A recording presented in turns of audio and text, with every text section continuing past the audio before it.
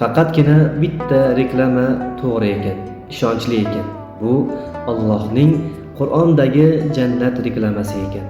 Reklama so'zining ma'nosi aslida baland ovozda chaqirish ekan.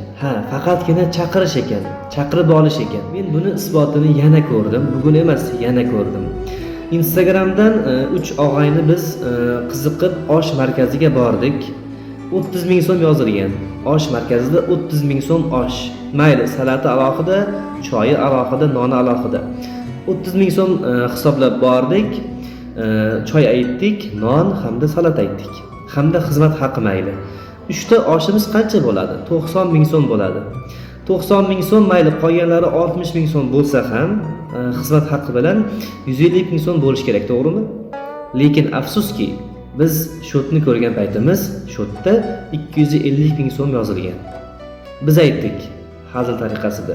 Demak, xizmat haqining narxi oshning narxi bilan bir xil bo'lar ekanda desak, yo'q, oshimiz 30 ming so'm emas dedi. 50 ming so'm dedi. Axir biz Instagramda 50 ming emas 30 ming so'm ko'rganmiz desak, Instagram eski ma'lumot deyapti. Qarasak, bir hafta oldin qo'yilgan ma'lumot. Demak, bu yerda yoki bir haftada 20 ming so'm oshib ketgan yoki bu yolg'on ishlatilgan. Hech qachon biznesimizga yoki boshqa kasbimizga yolg'on aralashtirmaylik. Chunki bunda baraka bo'lmaydi hamda o'zingizga yomon bo'ladi.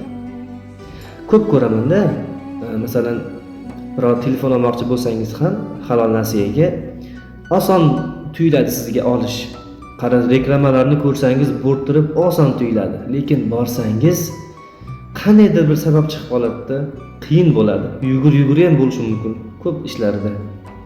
Hammasi yolg'on ekanda yoki bilmadim.